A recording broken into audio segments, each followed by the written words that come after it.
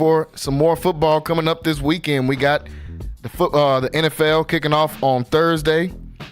We've got some great college football games on the weekend slate that we'll talk about later on today. And we also got high school football going on as well in Central Texas. I'm in studio joined here with the Waco Hall of Famer and Centex legend, Mr. Wayne Walker, in studio with us today. Wayne, what's going on? Hey, what's going on, Central Texas? Nothing much, man. And you got a special guest going to be joining us in right now as well. I'll let Wayne go ahead and introduce a little bit about him that we got the caller we got on the line with us today.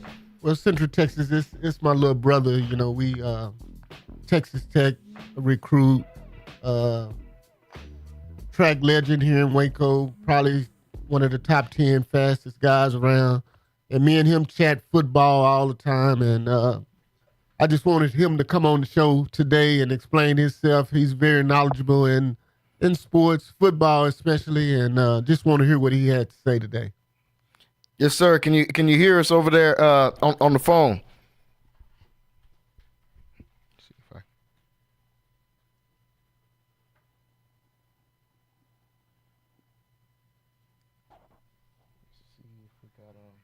We got him connected in. James, you got us over there?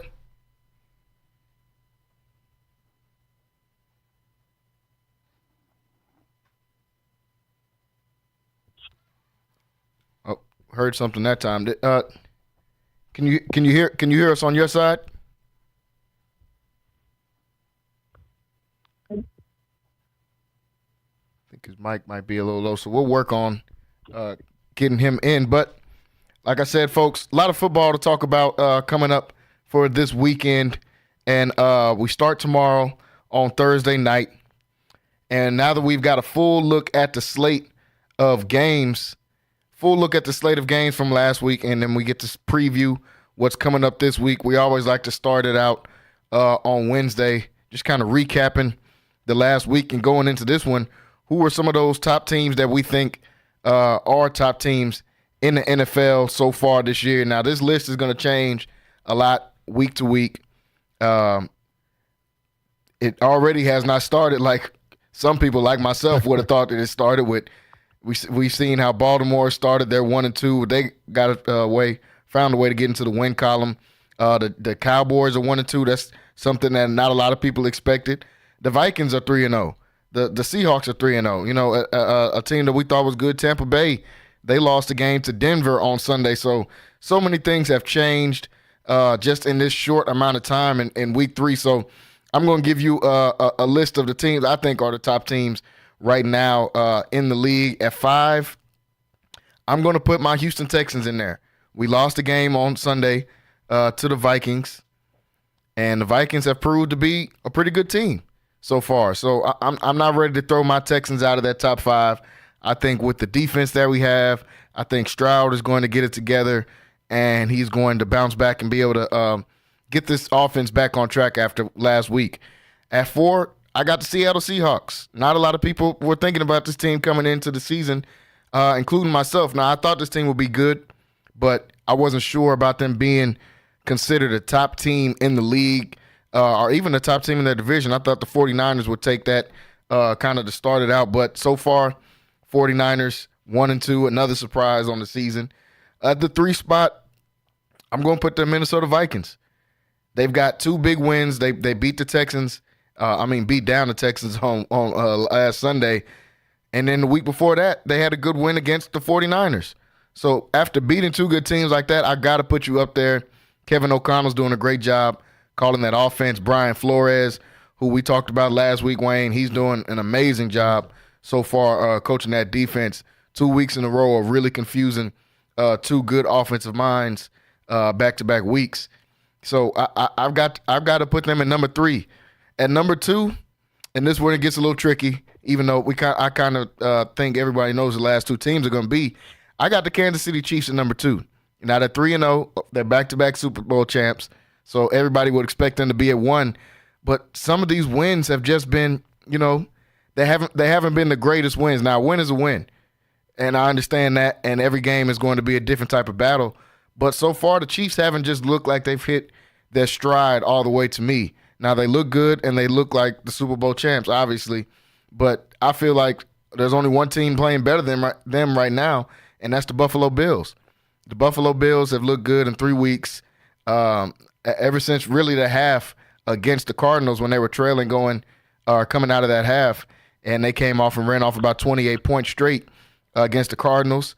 They dominated Miami on Thursday Night Football, and then they played again on Monday Night Football a couple days ago, and they dominated Jacksonville. Now, this list can change, and the top team can change because they've got Baltimore coming in on Sunday Night Football this coming up Sunday. So that's going to be a real test for them.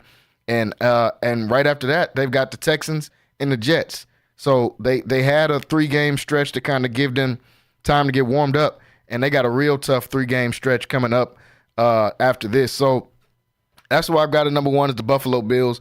Like I said, we'll see if that changes because their next 3 weeks is going to be something serious. So that's just my list for the top 5. Everybody can interchange and put how they want to rearrange their teams in there. But Wayne, wanted to ask you, man, who are some of those teams you think are at the top if you had to do 3 or 5 teams to put at that top? Who are those teams you thinking right now? Well, my top 5 is similar to yours, but at the top of mine, it would have to be the Kansas City Chiefs. Yeah. I mean, winning is a habit. Yeah. They've gotten used to it. They don't win pretty. They just win. And they're the Super Bowl champs. So when you're talking about Super Bowl champs, until someone comes to knock them off their throne, they're going to be my number 1. I would take Buffalo at 2. Definitely. Kind of unexpected because they lost a lot of key players. They lost Diggs. But I think it's been instrumental for their team for the reasons that now you don't have to force feed Stephen Diggs. You know, you can go through your progressions and you can find an open man and you don't have to worry about that drama. So I think that's been instrumental in them winning and Josh Allen just feeling comfortable and throwing the ball and just playing football. Yeah. I would take the Seahawks as my number 3 team. Not mad at that. Yeah, and they're undefeated, but no one's talking about them.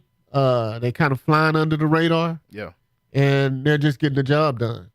Geno is playing very well, and they got a defense that's playing just as well. As my number 4 team, I would take the Minnesota Vikings. Like we said, we talked about Flores and what he does, and he's a defensive genius, and he just gets his job done. I mean, he goes about his business as, hey, I'm going to confuse, and I'm going to dictate what the offense does with my defense, and he's been able to do that, and it's been very magical for them.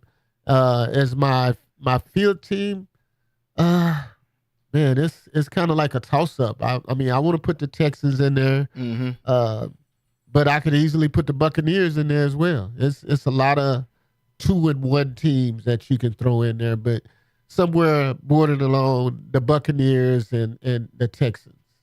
Yeah, and either one. I mean, there's no wrong answer to put into that 5th slot there. There's a multitude of 2-1 teams. The Saints are 2-1. The Bucks are 2-1, like you just said. The Eagles are 2-1. And then you still got the Steelers who are 3-0 at the same time. And we didn't even put them in the top 5. Well, I'm gonna put them as my field team. Yeah. I have to. They're my field team. Yeah. So all the teams that are undefeated, you have to keep them there until they get knocked off that throne. But it's a lot of parity in the NFL right now, and it's gonna be a great season. Like you say, this list is gonna change from week to week because it is. I mean, it's anybody can win a game. The Carolina Panthers won a game. They changed quarterbacks and everything changed for them. Yeah. So this list, you're going to be updating this list weekly, you know. So get ready for it. A good football season. Yeah, and there's just so many teams that we left out that are deserving to be right in that spot as well. So it's going to be a tough list because even though Baltimore is 1-2, Baltimore's still a good team. I mean, Yeah, San Francisco is 1-2. We Right. know they're a good team. Yeah. Detroit's sitting at 2-1. I think when Green Bay gets Jordan Love back, I think they're going to be a really dangerous team because they've showed that they've been able to win with the backup in Malik Willis coming in, really having no time to learn this offense or anything like that, and kind of just coming straight in and being able to get some wins after dropping their first game. So I think the Green Bay Packers are going to be a tough team when they get everything together. So, I mean, there's so many teams in the league right now. The Jets are another team that I want to see some more from them because I feel like they have the potential to be really good. I know they got a good defense. They got a really good secondary. And then when you have a smart quarterback like Aaron Rodgers that's just not going to turn the ball over, and they can run the offense, that he doesn't have to throw for 400 or 500 yards like he's done in the past in his MVP seasons. But him being able to control this offense, limit turnovers, and he's got a real number one receiver out there with Garrett Wilson. So I think that team could be dangerous. What about Washington? What about yeah. I mean, with Jaden Daniels? Yeah, they're coming in 2-1. I mean, there's not too many teams in the NFC that I can just say are just definitively better than them. A scary team. Yeah, a scary team. Jaden Daniels is a great quarterback, and we're going to talk about him a little bit later. But I mean, seeing what he was able to do on that Monday night stage against a hungry Cincinnati team that hasn't got a win yet. Yeah, put up 38 points. Yeah, 38 points on a defense that played good against the Chiefs. Right. Just a week right before that. So it was that was really good to see. So a lot of different changes and a lot of people a lot of changes right now in the NFL as far as who we consider those top teams just 3 weeks ago, and that list has already changed drastically just 3 weeks later. So it's going to be a week-to-week thing. I'm still got my eye on a couple teams and what are they going to do? Are the Dolphins going to figure out their QB situation? Because they're a team that are Super Bowl made and ready, but Skylar Thompson's not the answer like we said last week. I think the Dolphins are done, and unless they make a trade for a quarterback, you have all the weapons, you have all the skill positions intact, but you have to have someone to get them the ball. Yeah. And at this point, they don't have anyone to get them guys the ball. Yeah. So they're playmakers, and that's what they are. But without the ball, and you don't have a guy that can read defenses, you're gonna have a tough season. You're gonna have problems. Yeah, it's gonna be tough trying to get any wins with, even though they have such a great team with the running backs and the receivers and different pieces they have. Without that quarterback, man, it's tough. We were on here arguing yesterday, or not arguing, but just talking about the quarterback position yesterday with Rocky on here and how much these guys are getting paid and how that's kind of limiting teams. But then you, on the other side of it, you see a team like Miami, and you see why they paying these top guys. I mean, we've seen Carolina Panthers go from the number one pick last year to Andy Dalton, and guess what? They get a win, and they go and blow out a team. Yeah. Look real well. This guy goes and throws 3-4 touchdowns. Hey, the quarterback is a difference maker. It's a difference maker. Yeah, the quarterback position, they get paid that money for a reason, Rocky. I know we were on here arguing yesterday, and he's usually on there listening with us. But some of these guys, they get that money for a reason, man, because when you get one, it can turn your entire franchise around, like we've seen with this case with the Dolphins, like we've seen with the Texans last year. I mean, they were one of the worst teams. And just think, Jalen, New York Jets won 6 games last year, and they had the worst quarterback in the league. Yeah. Okay. So if you turn it around and you put Aaron Rodgers there this year, and you have that same type of production out of your defense, then you're going to get the same thing. But the quarterback makes a world of difference on a football team, especially an NFL football team, believe me. Yeah, it's going to be tough to try to win one. I mean, you better have a real squad if you're going to try to win without that position being figured out. And even those teams that won it without maybe a Pro Bowl quarterback like the 2000 Ravens or the 2002 Buccaneers and teams like that, they still had very competent quarterback play with Trent Dilfer and Brad Johnson, who was able to go out there and win for those teams. Just don't turn the ball over. Yeah. Just don't put my defense in a position to where you throwing a pick six or you giving up field goals or you can't move the ball and get first downs. When you're unproductive like that, then you put your defense in a tough situation where they have to play 70, 80 plays in a game. And that's not going to be good for any defense because The thing you want is a quarterback that can go in and get you a few first downs, and we punt the ball and we can play with our defense. Yeah. On the other end. So it's all a field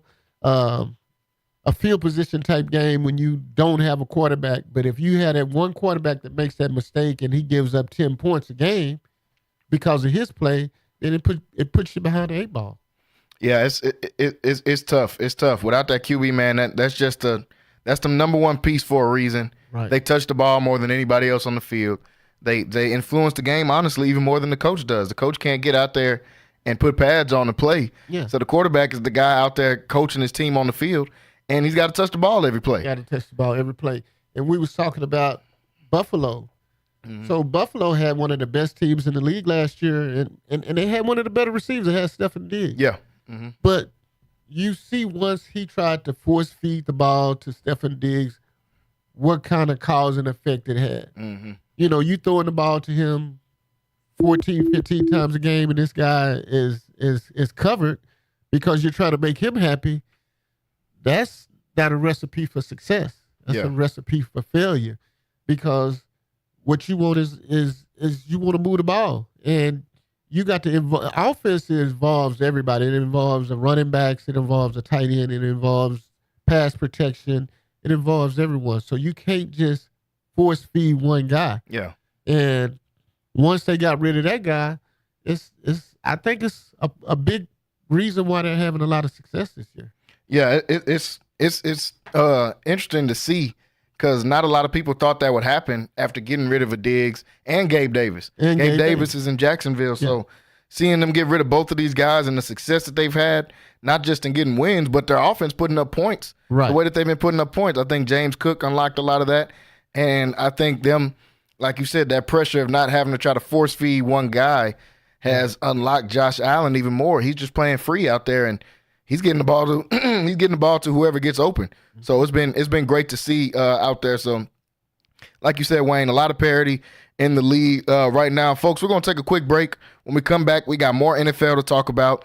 We're still gonna hit some more of these teams. We're gonna talk about the Ravens after their 1-2 start, and we got to talk about Jaden Daniels after the night he had on Monday night, folks. So stay right here on Centex Primetime, whether you're watching on YouTube, Centex Sports TV on YouTube, or listening on Centex Sports One, the app.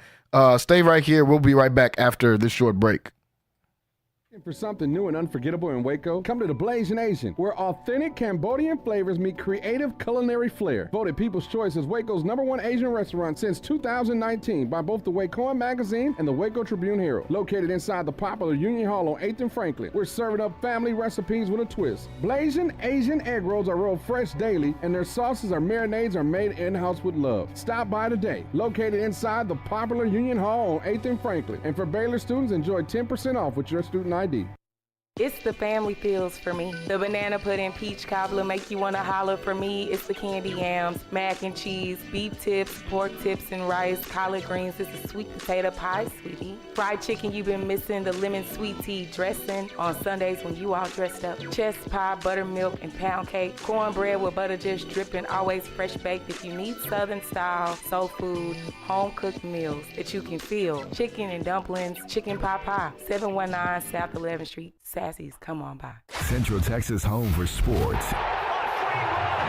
It's Centex Sports Network and Infinity Sports. Catch all your in-depth sports analysis with the best. The hottest sports show in the evening is Centex Primetime, hosted by Jalen Gillis. Act like y'all. Weekdays 5 to 7. This is the Central Texas #1 leader in sports. Centex Sports Network. That's right, sports fans. We can talk about sports. And Infinity Sports.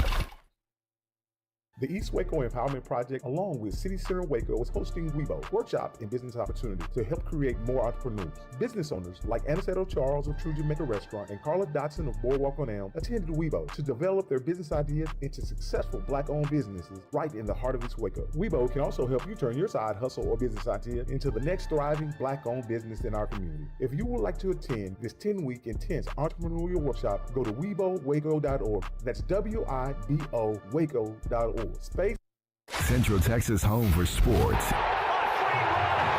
It's Centex Sports Network and Infinity Sports. Catch all your in-depth sports analysis with the best. The hottest sports show in the evening is Centex Primetime, hosted by Jalen Gillis. Act like y'all. Weekdays 5 to 7. This is the Central Texas #1 leader in sports. Centex Sports Network. That's right, sports fans. We can talk about sports. And Infinity Sports.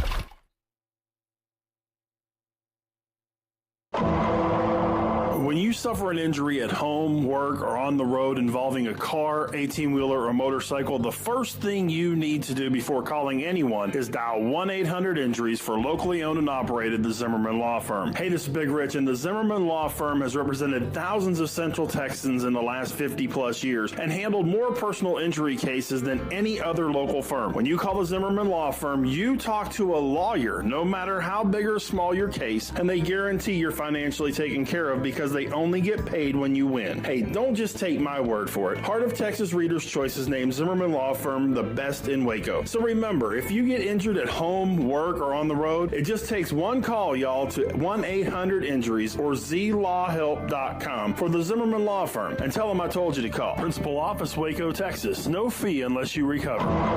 NSJ Event Co., one of the premier event designers in Central Texas and a Centex Sports Network supporter.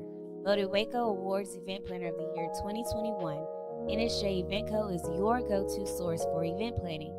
Whether it's your next baby shower, birthday bash, wedding, or retirement party, NSJ Event Co. will bring out the elegance, class, and style your event deserves.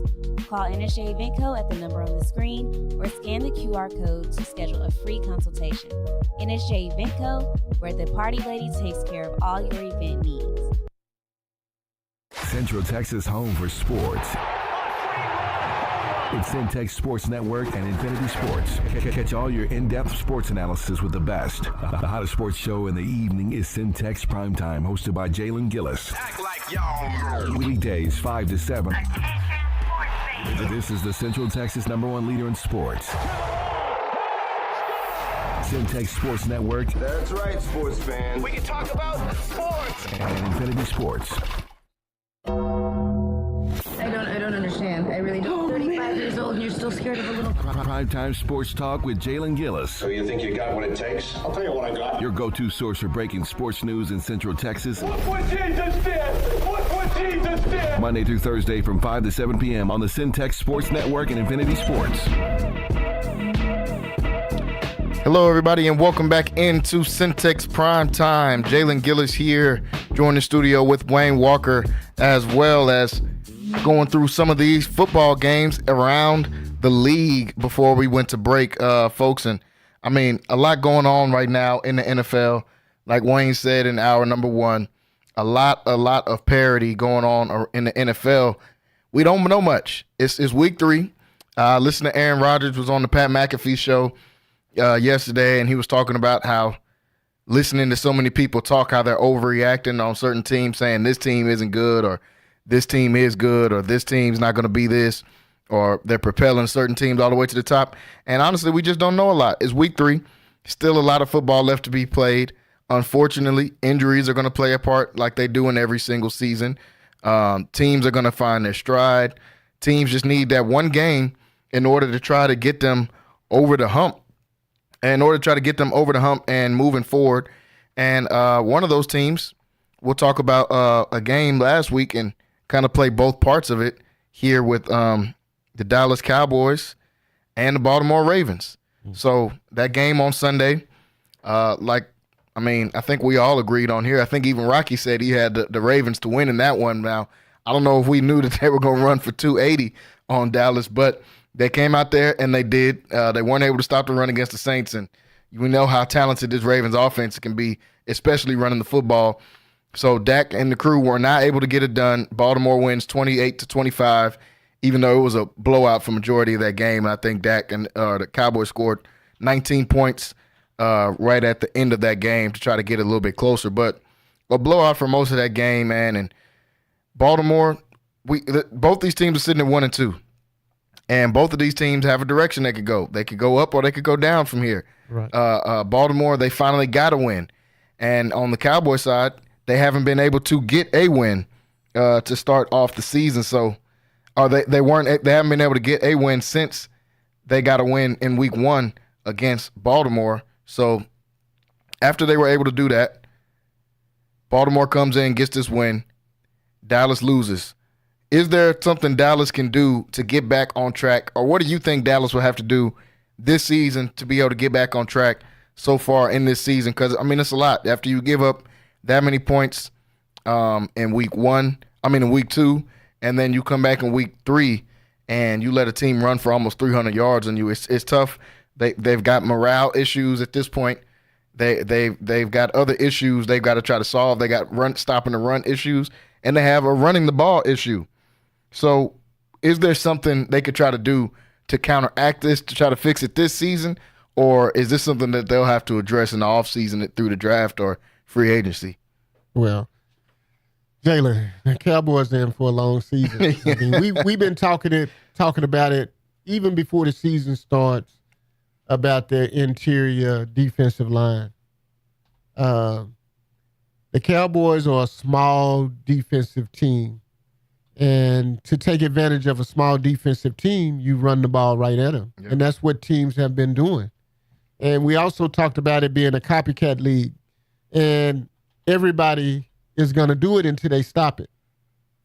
Until you stop it, they're going to run the ball. The quarterback's best friend is a running game. Yeah.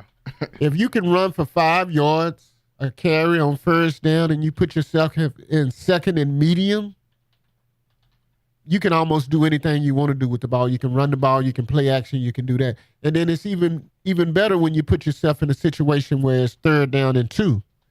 You still have those options because you can go for it on 4th down, you can run the ball, you can play action, you can do whatever. Because at this point in time, they're giving up 5 yards to carry. Yeah. So until you're able to stop the run, that's what you're going to get a dose of each and every week.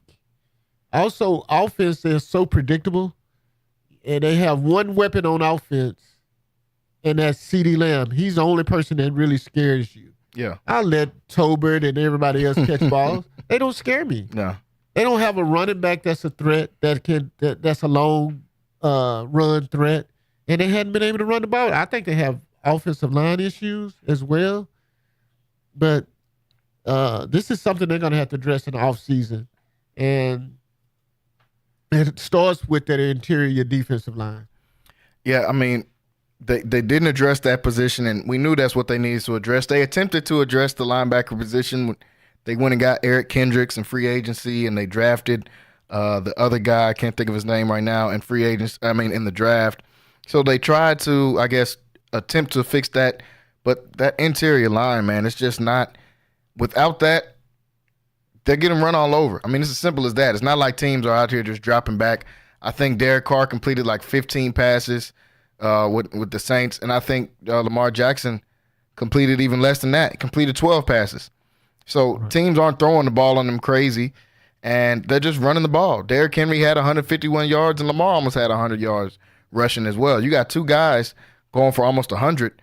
It's tough. I don't think you can win any football games doing that. So they've got some things they've got to try to address. Like you said, it's tough to try to fix it this season. I don't know who is out there, if there's a trade to be made, or would Jerry even be willing to go and make a trade, because they're going to play teams like Washington, and they're going to look better. They're going to play teams like the Giants on Thursday, and they're going to look better than what they have. And that's going to give them hope again. And they're going to, start feeling themselves after that again. And they're going to say, hey, well, we can do this and we can beat these teams. But those same problems and those same issues are going to be there. Will they be able to win some games? Yeah, they'll win some games. But, they're stretched. They got some tough – after the Giants, they got a tough stretch of games as far as teams that can run the ball. They got the Giants on Thursday. After that, they got Pittsburgh. We know they're going to run the ball. They got Detroit. They run the ball. Yeah. They got the 49ers after that. Then they got the Falcons and Eagles, who are 2 question marks, but we know both of those teams run the ball. They run the ball. It's going to be tough. I don't even know if they're going to beat the Giants, to be honest with you. Yeah. Because, like I said, it's a copycat league. The Giants played outstanding on defense last week. I think they had 7 sacks. Yeah. But the one thing about it is they're going to run the ball. They're going to test that defense until they can show up those defensive woes that they have. It's going to be tough. I think they're going to be in a dogfight with New York tomorrow. And going into the season, I wouldn't have said that, but the way they've played the last 3 games, which Cleveland was a team that didn't have a quarterback and wasn't able to move the ball on Dallas or whatever, but every other team since Cleveland has come in and they have run the ball, and that's what they're going to get a heavy dosage of for the remainder of the year. I think the Giants are going to find balance there because they have an elite receiver in Neighbors. Elite. And you don't want to drop back. You don't want Daniel Jones dropping back 40 times a game. So you run the ball and take a little of that pressure off of him, and I think they're going to do that. They're going to run right at Micah Parsons. Yeah. And so I think they're going to be in a dogfight tomorrow night. So I can't even give them that win. I just have to see it for myself. Yeah, and I'm feeling the same way because I'm thinking their best 3 players are CeeDee Lamb, Dax, and their kicker Aubrey. Yeah, right. Yeah. I think that's their best 3 players. So until they show more, and like you say, it's a long season, so things seem to happen, injuries seem to happen. A lot can happen during the season. So, but until they show me something different, that's what I have to believe in, and that's what I have to go with. Yeah, and coming in on a Thursday night game, those are almost like trap games. Teams can have a lot of success, but we've seen a lot of wacky things happen on these short week Thursday night games. They just played on Sunday. Right. The Cowboys. So I mean, you don't get much time, and now they're flying to New York. So they're the away team flying to New York after playing on a short week, after just getting your head kicked in 2 weeks in a row. It's not a lot of time to regroup and try to regain focus because you're already back on a flight going to New York. For the body recover. Because it takes a couple of days for your body to recover after a football game. When you're in a battle, 60 minutes every Sunday, it's tough. That next day going back in and getting in that cold tub and getting treatment and guys at this point in the season have nicks and knacks on their body where the hamstring is kind of hurting and it's things hurting over your body. So it takes time to get your body back in conditioning to be ready to play. So it's going to be tough. It's going to be tough. And like you said, that travel, you got to travel to the East Coast and man, it's going to be hard sledding for the Cowboys this week. Yeah, I think they got a dogfight coming up, like you said. And Daniel Jones, the Giants, they're a very iffy organization, and their main thing is they lack consistency. They know the formula on how to win games with Daniel Jones because we just saw it on Sunday. When they run the ball and they limit Daniel Jones on what he has to do, then they can play. Then Daniel Jones is decent. He went 24 for 34 on Sunday with 230 yards, no turnovers, and 2 touchdowns. They've got a true number 1 on the outside of receiver with Malik Neighbors. Right. So he's got enough to be successful on offense. And their D-line, we knew coming into the season that their D-line was going to be good. It was just their offense was playing so poor in those first couple weeks that it didn't matter what their D-line was doing. I watched who I think is arguably the best D tackle in the league, either him or Chris Jones, and Dexter Lawrence. And his win percentage on pass rushes is ridiculous. Man. He's almost winning every single snap from week 1.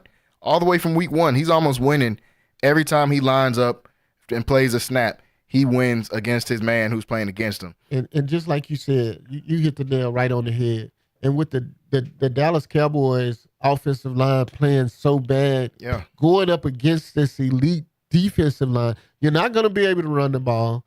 So what do you do there? You double cover CeeDee Lamb, and you make. I mean, it's the formula is there. Yeah, that's why I say I think the Giants are going to probably beat the Cowboys. If I had to bet on it, and I put my money on it, I'm betting the Giants, and it's simple because, like I said, the formula is just there. I mean, run the ball on the Cowboys and don't let the Cowboys run. Make them a one-dimensional team where they have to pass, and you double cover CeeDee Lamb. And what way is there to breed confidence in a team more than a victory and a win? And New York just got one, and Dallas just took a defeat. So yeah, and seeing that, man, it's tough. It's tough because how can Dallas go out here and get a win on the road like that when, like you said, the formula is out there. The formula is out there on what to do, on how to beat this team. So what are you going to do going forward from there? Are you going to try to address those issues? And them not being able to run the ball makes it tough. It makes it really tough because you put Dak in this situation, and Dak's got a lot of pressure on him. Everybody's been talking about his performance over the last few weeks, but that's a lot of pressure on one person. You have no weapons outside of CD, and if teams take him away, you have no running game to offset that. And we knew that bringing in Zeke. People had some hope, I guess, thinking Zeke was going to regain some type of traction or motion. I didn't really think so in that, but seeing that, and then you got Rico Dowdell. He got a few carries last week, and I don't know what's going on with the Dalvin Cook thing. They signed him. He's been on the practice squad. I'm not sure. At this point, I would just put him out there. You have to. I mean, you got rid of Ezekiel for a reason. Yeah. Because he wasn't being productive for you. One of the bad things about it is you let Tony Pollard go, who was productive. Mm-hmm. But you needed Tony Pollard to be in a 1-2 punch. You can't make him your the feature back because he's too small to take on that head-to-head. So if you sign him back and you go out and get you a Derrick Henry, then you solve all those problems because you got some guys that can do some things for you, and it even makes your subpar offensive line look like a pretty good offensive line. Yeah. So you kind of solve those issues, but when you can't run the ball in the NFL and you become one-dimensional and all you can do is throw the ball, and you only have one weapon on the outside, it's not like you have a Tyreek Hill that can take the top off, and then you have a Waddle on the other side. You don't have a Nakua and a Cup. Yeah. You don't have two elite receivers, so you only have one. So that's the only thing that threatens us and scares us. So we're gonna double cover him. So you don't have any weapons. And they put a lot of the blame on Dax, but Dax is in trouble if you don't have anybody to throw the ball to. Yeah. And you don't have anybody to hand the ball off to, and you keep the ball in your hands. When they told me, like, it's I had a coach that always told me it's three things bad can happen when you pass the ball. Yeah. That's the interception, that's the incompletion, or a sack. Yeah. So man, the Cowboys, I don't know, Cowboy Nation, and I know my brother's a big fan of him. I know Rocky's a big fan of him, and but I bet they agree with what I'm saying, because if you have any kind of football knowledge, you can see the problems that exist with the Cowboys right now. Yeah, and they're major problems. It's not like they're saying, oh, well, Dak's just got to play better, because in the past it's been that, or Dak's got to play better, or the defense, they need to step up, because everybody's been trashing the defense the last couple of weeks for, the running game they're giving up. The offense isn't scoring points, though. But he gets a lot of the blame. Yeah. Like I said, their most valuable player is going to be a kicker that can kick the ball from 65 yards out. You talk about Diggs as being all pro. Diggs finna have to come up and make tackles. Yeah. He's not defending the pass anymore. Mm. He's going to have to become a run stopper. And then he's going to put his shoulder pass and his face mask into big guys that's running downhill on him. Because his defensive line, his linebackers are not able to stop those guys. So now you don't defend. So now you're not going to be all pro now, because you got to come down and make tackles now. And teams aren't throwing the ball against you like that. So exactly, his calling card has been interceptions. It hasn't even really been just stopping the number one guy. His all pros have come from his ability to pick the ball off. But because Dallas was always ahead, and they could rush the passer. And when you have two guys like Michael Parsons and Lawrence on the outside that can rush the passer, quarterbacks are gonna make mistakes. But you lost your whole you lost your whole defensive scheme and your defense coordinator who's in Washington now. Yep. And you bring on a guy and that runs defenses from the 90s. Yeah. You're gonna have some problems. And you're still using Dan Quinn's personnel to try to run your defense, which creates problems, which is small, fast, quick. Yeah. So, like I say, a small, fast, quick defense, the way you do it is you knock them off the ball. And that's exactly what we've been seeing through these first couple weeks. So, like you said, man, this is going to be a dogfight on Thursday. Yeah, but we could talk about the Cowboys all day and problems because they have a lot of this. Unfortunately, they do. So we better change the topic, Jalen. Their fans going to be pretty mad at us about them getting on the team. But it's just what we seeing. We just talking ball and talking about what we've seen so far. And it's not like y'all haven't been seeing it. Y'all watch the same games that we watch. Right. I want to talk about the other side of that game in the Baltimore Ravens. They came in 0-2. They got a big win there. But where do they go from here? They were the number one seed in the NFL last year with 14 wins. They got the two-time MVP in Lamar Jackson. They struggled in the first couple weeks. They lost a game against the Chiefs that was very winnable. Just like in the AFC Championship, that game was very winnable. They lost a stinker against the Raiders, a team they definitely should have beat up on. And then they came in and turned things around against Dallas. But they're taking on a team that we had at 1-2 in our top five in the Buffalo Bills on Sunday Night Football.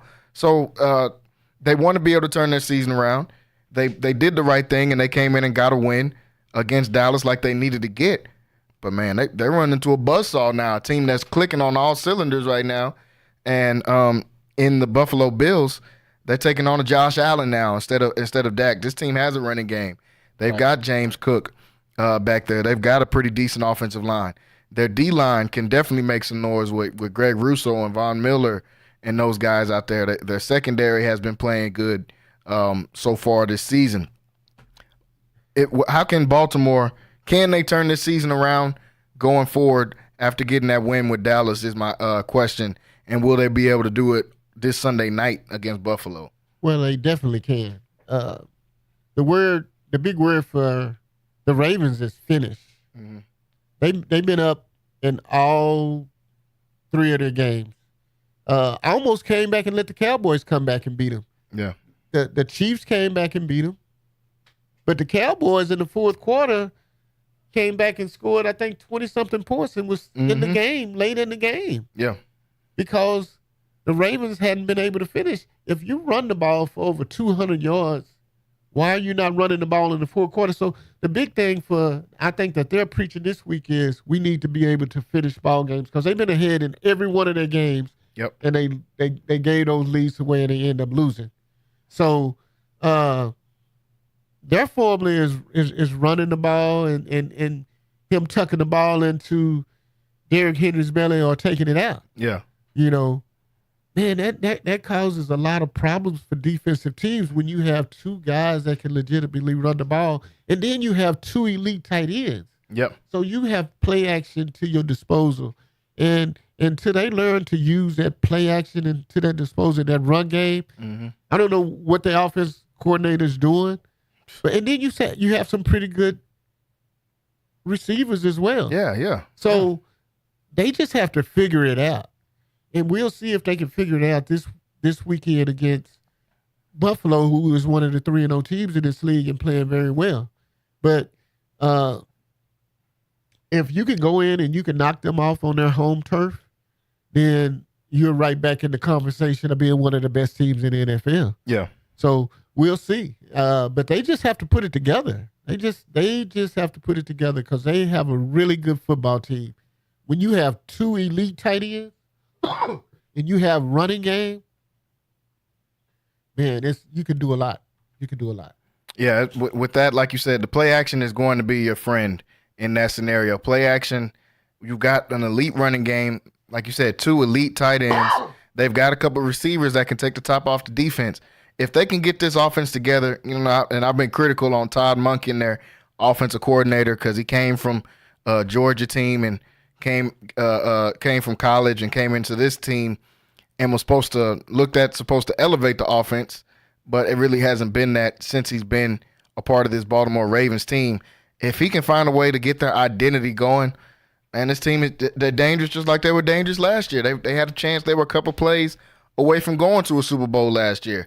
And I think that they have that same amount of talent this year and can do that. But, man, they've got to be able to put those pieces together. They face some injuries on the defensive side as well, and they'll have to battle through those. Right. But that defense is always going to be stout. Coach Harbaugh always has well-coached defenses, so not too worried about their defense and what they do. I am worried about them giving up that 20 points at the end of the game against Dallas, because you can't take your foot off the gas in this league.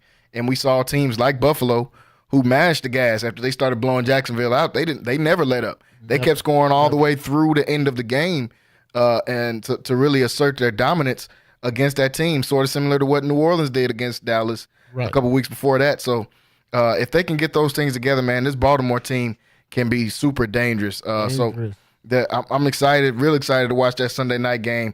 Like I said, folks, a real good game, slate of games coming up this weekend, because there's so many. There's a question mark around every team, even the teams that are winning, like Buffalo. There's still question marks around Buffalo. And is this offense for real, or have they just taken advantage and beat up on some teams in these first 3 weeks? So plenty of questions with Buffalo. We got questions with Kansas City. Lots of questions with Kansas City still. They've struggled in all 3 games. They've come out with wins, but they've struggled against every team and had to have some type of big play towards the end for them to be able to come back and get the win. So still a lot of question marks around teams, and I'm excited to watch this coming up week of football. Another team I want to talk about, and you kind of alluded to it a little bit earlier, and the Washington Commanders.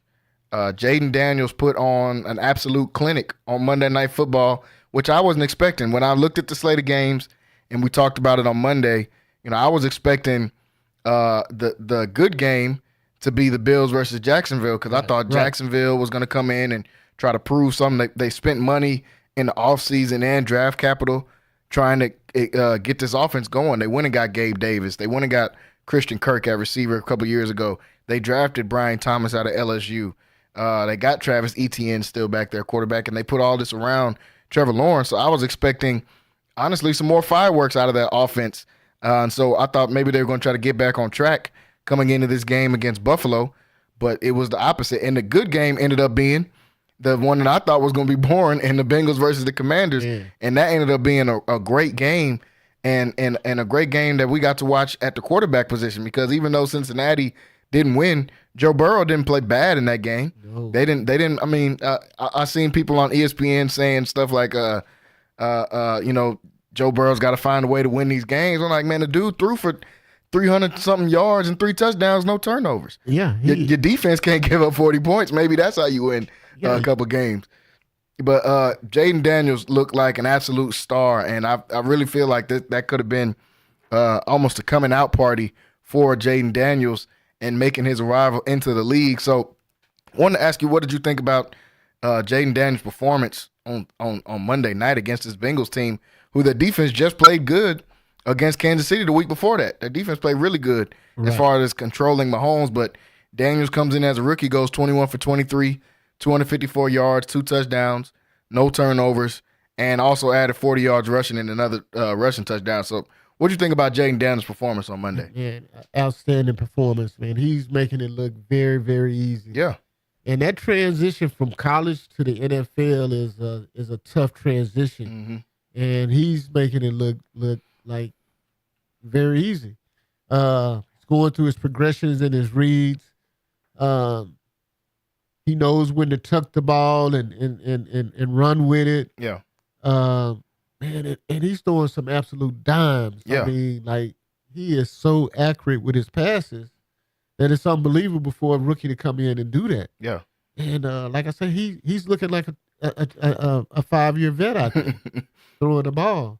And man, this team, is dangerous again. I mean, the NFC East is going to be a tough division. Yeah. I mean, because you have Philadelphia probably at the head of that.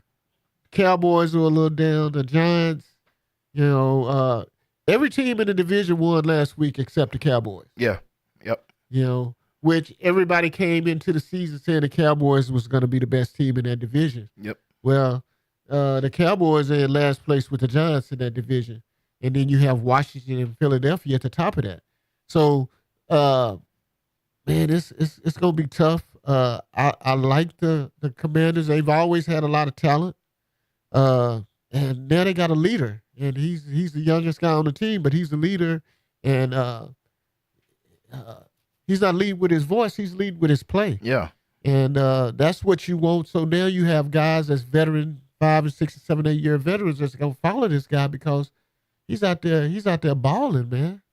And so I like the Commanders. I think them and it's gonna be interesting when you see the matchups in the NFC East, Philly and the Commanders, or the Commanders and the Cowboys and all that. I can't wait till we get into this real winter ball and we see these guys go in and go to RFK or FedEx Field now. Yeah. And you come to Cowboys say, so it's gonna be a great run in the NFC East, and we're gonna see who's gonna come out of it. But I do like Jaden Daniels. I like him as a player, and I like the Commanders.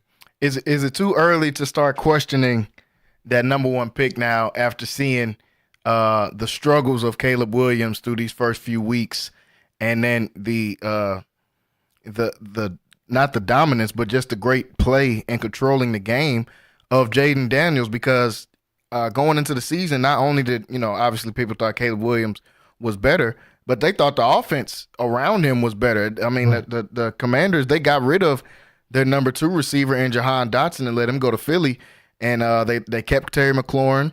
Their running game was spotty. There was questions around their offensive line. So as opposed to Caleb Williams, who came in, they went and got him a running back with DeAndre Swift. They went and stacked the box at receiver with DJ Moore already being there. They trade for Keenan Allen, and they used a top 10 pick on Rome Odunze. So is it too early to start questioning, is Jaden Daniels maybe could have been that number 1 pick? I don't think so. The situation kind of dictates that. And it's all about your offense coordinator and the plans that they have for you as a quarterback. Yeah. They have to make you feel safe. They have to make you feel secure and comfortable in more ways than one when you're a quarterback. Chicago has offensive line problems. Yeah, for sure. So, and honestly, we thought that the Commanders had it, but they don't. Yeah. They don't. They've been solid, and they have a new coach, they have a new direction, and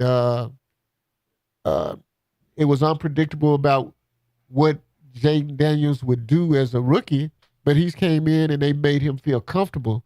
So his situation and going to Washington was the best fit for him. Yeah.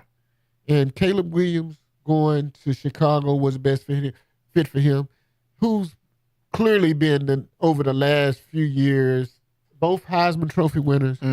But the guy has balled out. He's balled out in college, and he deserved to be the number 1 pick.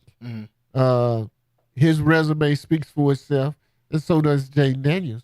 So I even if you swap those picks and you send Caleb Williams to Washington, where he's from, it may be the same result. Yeah. So it's the place where you're at and how they make you feel, and if it's comfortable or not, dictates how you play. And so Caleb Williams has a bad offensive line, and Jaden Daniels' offensive line has been protecting him. So I think that's the big difference. Yeah, that's a huge difference. And like you said, I'm not ready to jump off the wagon and say Jaden Daniels should have been the number 1 pick because, yes, they surrounded Caleb Williams with weapons, but they didn't address the number 1 need, which was offensive line play. Right. And honestly, play calling. I wasn't a big fan of Matt Eberflus the last couple of years, and the situations that he put Justin Fields in, and now we see Justin Fields thriving in another situation with the Pittsburgh Steelers. So I wasn't a huge fan of. I thought they would have addressed that in the offseason, but they didn't. And Matt Eberflus is still the head coach there and calling the plays for Caleb Williams. And there's been question marks throughout this first couple weeks of the things that they have and haven't been able to do. So it's too early. We still got plenty of time to see how it's going to go. And this could end up being two great quarterbacks that we see going 1 and 2, like we've seen in years past. So only time will tell, and we'll keep touching on that as the season goes on with these two top quarterbacks. Folks, we're going to take a break and come back at the top of the hour. Still got more football to talk about. We've got some more NFL teams to preview for this coming up weekend, and we got a huge slate of college football games coming up this weekend as well, folks. So stay tuned right here on Centex Primetime. We'll be right back after this break. Looking for something new and unforgettable in Waco? Come to the Blazing Asian, where authentic Cambodian flavors meet creative culinary flair. Voted People's Choice as Waco's #1 Asian restaurant since 2019 by both the Wacoan Magazine and the Waco Tribune Herald. Located inside the popular Union Hall on 8th and Franklin, we're serving up family recipes with a twist. Blazing Asian egg rolls are rolled fresh daily, and their sauces or marinades are made in-house with love. Stop by today. Located inside the popular Union Hall on 8th and Franklin. And for Baylor students, enjoy 10% off with your student ID. Central Texas home for sports. It's Centex Sports Network and Infinity Sports. Catch all your in-depth sports analysis with the best. The hottest sports show in the evening is Centex Primetime, hosted by Jalen Gillis. Act like y'all. Weekdays 5 to 7. This is the Central Texas #1 leader in sports. Centex Sports Network. That's right, sports fans. We can talk about sports. And Infinity Sports. It's the family feels for me. The banana pudding peach cobbler make you want to holler for me. It's the candy yams, mac and cheese, beef tips, pork tips and rice, collard greens. It's a sweet potato pie, sweetie. Fried chicken you've been missing, the lemon sweet tea dressing on Sundays when you all dressed up. Chest pie, buttermilk, and pound cake. Cornbread with butter just dripping, always fresh baked. If you need Southern style, soul food, home cooked meals that you can feel. Chicken and dumplings, chicken pot pie. 719 South 11th Street. Sassy's, come on by. The East Waco Empowerment Project, along with City Center Waco, is hosting WeBo, Workshop and Business Opportunity, to help create more. And may require buying multiple annuities and holding them full term.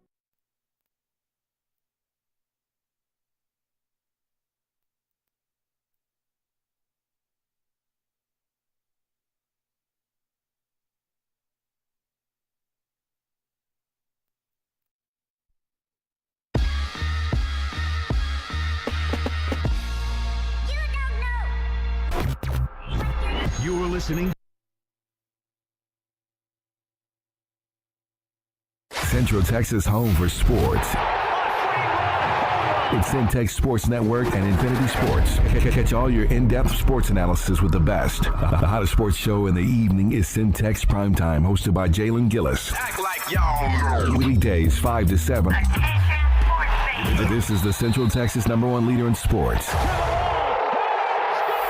Centex Sports Network. That's right, sports fans. We can talk about sports. And Infinity Sports. Tune in to Primetime Sports Talk with Jalen Gillis. We can talk about sports. Listen, it's that time.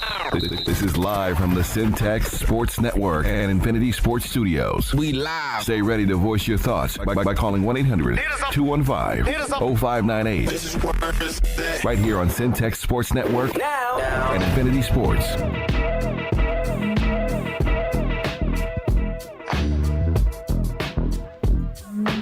Welcome back, everybody, into Centex Prime Time. I'm your host, Jalen Gillis, and we are here in hour number 2. Still talking some football here with Wayne Walker, and we had some troubles getting in his brother a little bit earlier there in hour number 2, but we do have Mr. James Walker on here joining us now, and he's going to talk some ball with us here in hour number 2. James, what's going on? What's going on? Thanks for having me, fellas. Oh, yeah, no problem at all, man. So want to give you a chance to try to talk a little bit about some of the stuff we talked about in hour number 1 with Wayne. He was telling me you're a Cowboys fan, and I want to give you a chance to talk about your team, man, and what are some of those changes that you think need to be made in order for the Cowboys to be able to have some success moving forward in this season? Well, you guys hit the nail right on the head. I mean, they got issues. They got issues on both sides of the ball. Namely, on the defensive side, the interior. I mean, you have guys that can't stop the run. You have guys at the linebacker core that can't stop the run. And you have two defensive backs who are not going to be able to do what they specialize in, which is intercepting, unless you can get some pressure on the quarterback. All right? Offense, same thing. CD Lamb, that's the only guy you got out there. He's the only one that's going to score you points, and Aubrey's the only one that's going to score you points. All right? Yep. Like you said earlier, they went out and got Zeke, and like Wayne said, Zeke, you got rid of him for a reason. And that reason was he wasn't producing like he should have. All right? Saw earlier this week where Jerry Jones said he wasn't going to bring, Dalvin Cook. He wasn't going to bring him up for this game. To me, that's a horrible idea. Horrible idea. You need help, and you need help fast. Yeah, and I'm confused about the Dalvin Cook situation, and we were just talking about it there. And now we're number one. After so much, what more do you need to see? It. I don't think as much Dalvin would have to show me in practice that would warrant him staying out and us keeping in these stable of backs that they got right now with Zeke and with Rico Dowdell and some of these other guys. I'm like, man, you gotta see if Dalvin's got anything left in the tank. James, what do you think about Jaden Daniels and what he was able to do the other night on Monday Night Football against the Bengals, as that being one of your rivals in the division? Well, Jaden Daniels he showed everybody. He showed the world, basically, who I am. Hey, and in my mind, I think that's him saying, you messed up when you went and Caleb Williams went first. To me, the body of work that Caleb Williams was basically drafted off of was the body of work that he did in Oklahoma. Mm-hmm. He had some decent numbers at USC, but he wasn't a prime-time quarterback at USC. Yeah. All right? To me, Jaden Daniels he showed that he was that prime-time quarterback. And I think he should have been number one. And if you go back over the history and you look at basically the last two drafts, you look at the quarterbacks that have been picked. What happened with that? You got Carolina situation and you got a Texan situation. Mm-hmm. So, I mean, I think Jaden Daniels is the real deal. Yeah, and I can agree with some of your points there, man, because Jaden Daniels and I think the amount of experience he had in college is showing now. Wayne was talking about his maturity a little bit earlier when we were talking about it and how he looks running this offense almost like he's been here a few times, but he's been a starter in college since his freshman year. He was at Arizona State and played there for a couple of years before he transferred out to LSU and got a chance to wait for a little bit and then got a shot at the job and got to play 2 years at LSU as well. So he's a seasoned guy coming into the league, and the amount of games he played, and that is showing to be a difference maker as he started here in this league. So, folks, like I said, a lot of question marks around some teams to start the NFL, but it's week 3, and that's what makes this so fun to be able to watch this week to week. Before I get off some of the NFL, James, I want to ask you, what do you think about this game on Thursday, man? Dallas Cowboys taking on the Giants, going to New York to take on the Giants. I actually think Dallas is in trouble. And yeah. it hurts me to say that, being a diehard Dallas Cowboy fan, but I'm going to tell you, you guys hit on it. It's a copycat league. I will run the ball down your throat right at Michael Parsons, and, hey, beat me. Yeah. It's going to be a tough game. And then that travel I think is going to add extra on to it because Wayne was just alluding to the recovery time that you need in the league after you're playing these games, but especially after you're trying to get some morale back into the locker room after the type of losses that they took in those first couple of weeks. So that game is on Thursday, folks, 7:15. You can listen to that game right here on 94.5 FM You can listen to the game, and you'll be able to hear that. So make sure you guys tune in if you're getting off work and you're traveling still, and you don't want to try to pull your phone out and risk getting in any trouble or getting into a wreck or anything. Just listen right here on 94.5 FM right here in Central Texas, 94.5. You'll be able to hear. We are the flagship station for the Dallas Cowboys here in the Central Texas area. Folks, so we talked about some NFL football in hour number one. I want to talk about a little bit of college football as we move forward here in hour number two. So before we go to the college football, I want to do a quick point on we don't talk about baseball much on the show. Wayne, I know you played baseball in high school, so I'm not sure how much you keep up with the MLB now. I watch when I can. I'm not just an avid MLB watcher like I do for the NBA and for the NFL. But what I've seen out of Shohei Ohtani this year, I have to take a point to be able to talk about it a little bit. It's been ridiculous to see what he's been able to do. We know over the last couple of years it was already crazy, him being in the top 5 of home runs every year, as well as being a great pitcher, one of the top pitchers in the league as well. Hurt his shoulder in the offseason. They said, hey, you're not going to pitch this year. We're just going to bring you in as a DH. And he's already been able to break a record and now having 52 home runs and 52 stolen bases, which is something we've never seen before in the league. And, I'm not, like I said, I'm not just an avid MLB watcher like that. And I know there's a lot of history in the game. We got to start talking about this dude as one of the best, if not the best, to pick up that bat, man. We've never seen anything like to see what he's been able to do when he just focuses in on hitting.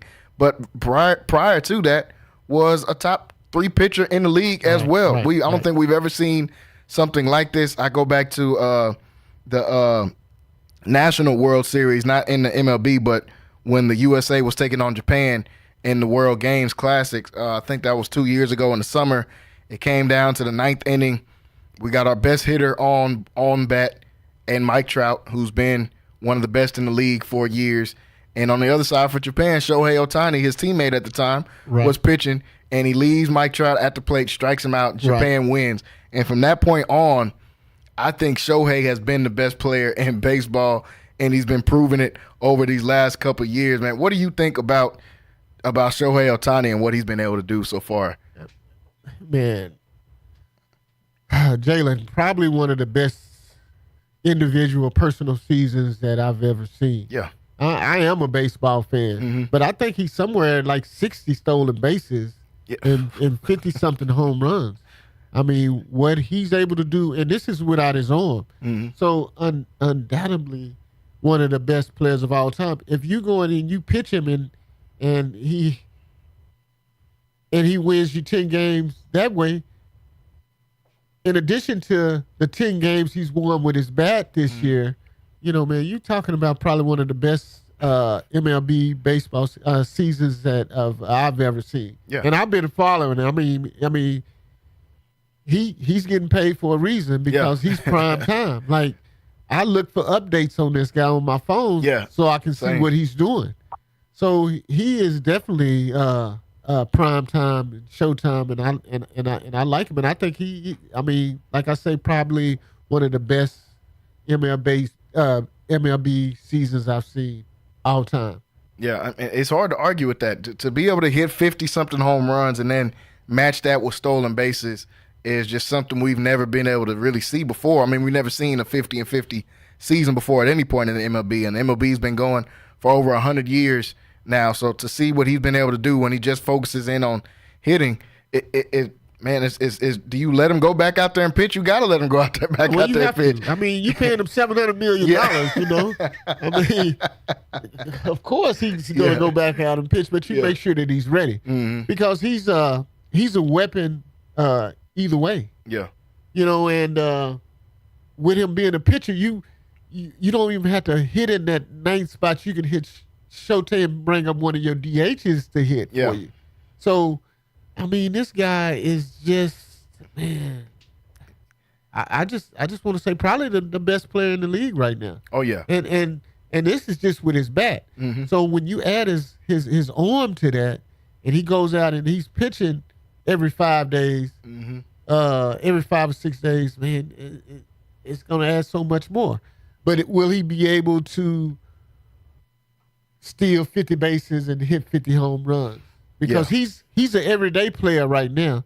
But when you pitch, it's every 5 days. Yeah. It's every 5 or 6 days because it just depends on how many people they have in the rotation. Mm-hmm. But we'll see. I'm interested to see. I don't even want to see next year. I want to wait till this year and see what he does in this postseason. Yeah. Which the Padres and the Dodgers in a close divisional race right now. Yeah. So it's almost October. And it's that October, time. October means baseball. So hey man, we'll see if we can get him some prime time baseball and see what's happening, because really that's the only time I follow baseball, but that's the only time I really like to watch it. Yeah. During the playoffs. Yeah, same. I follow whenever I can, but when the playoffs come on, I'm going to be tuned in. My Astros have found a way to be back at the top of the West Division, so I'll definitely be tuned in to see, can we keep this going throughout the playoffs. We always seem to have some type of playoff magic. We don't have Dusty Baker anymore, but we still have Altuve and some of the guys in there, so I'm excited to see what they can do. And like you said, man, that's the only thing we haven't seen from Ohtani is, can he perform in the playoffs, because the Angels haven't been able to get to the playoffs in the past. And almost not a wasted career, but a lot of time wasted, and not that we didn't get to see that talent in the playoffs. And with Mike Trout there, he was there. And when they had both of those guys together, I thought they were going to be able to break over and get over that hump and get into the playoffs. But they haven't been able to do that. So that's why he went right down the street and went to the Dodgers. And in Tinseltown. Yeah. So, man, it's the place to be. It's a baseball. You want to, with one of the elite baseball, MLB baseball clubs. And we'll see. You'll be in prime time. And, man, you talk about Japan and his culture. And you have a lot of Japanese people there that's watching them, or people that's there watching them, paying big money to see Ohtani, and man, hey, I'm one of his biggest fans. I'm gonna tell you. So I'm interested to see what's gonna happen this major league playoffs. No, for sure. James, any thoughts about Shohei Ohtani and the season he's been having? I don't know if you've been had a chance to keep up with some of the stuff he's been doing this season. I mean, I know everybody's seen it, but any thoughts about Shohei Ohtani and the type of crazy season he's having? Look, crazy stat: 641 at bats, 300 batting average, 53 home runs. The dude is a beast. He's a hybrid that we've never seen before. Yeah. And I'm gonna tell you, I'm anxious, just like everybody else, to see what he does in the playoffs.